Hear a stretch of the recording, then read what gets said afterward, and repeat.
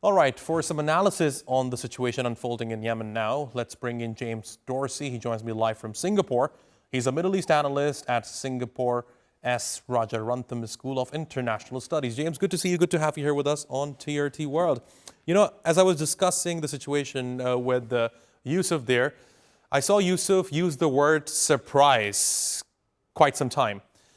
Why do you think we are hearing about surprising developments in Yemen now? What can you tell us about the timing of this? Well, I think what the surprise was not so much the confrontation between the Southern Transitional Council, the separatist movement, and Saudi Arabia.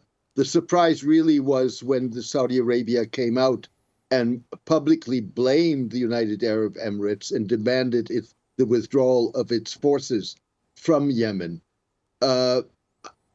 The Saudis really, what the Saudis want is, one, they want a unified Yemen. They do not want to see a secession, although they've more recently acknowledged that there are legitimate southern Yemeni concerns, which they are willing to discuss. But what the Saudis really want is a unified front against the Houthis. And that unified front has now been broken, or was initially broken, and forcing the Saudis' hands when the separatist council moved into the provinces of Hadramaut and Al-Mahra. Hadramaut particularly is important to the Saudis, not only because it produces oil, but it shares a 700 kilometer long border with the kingdom. And there are close ties between the province, family ties, ethnic ties, tribal ties between the province and the kingdom. To what extent do you think this gives an advantage to the Houthis? The Houthis obviously benefit from a situation in which those forces that oppose them are divided and now also distracted in terms of military operations. So that's obviously an advantage for the Houthis. Whether or not that's just a window of opportunity that will close very quickly or not remains to be seen. And James, of course, when you look at the wider political spectrum of Yemen right now, I mean, no one really knows when would the situation come under control, because we have been talking about Yemen for many years.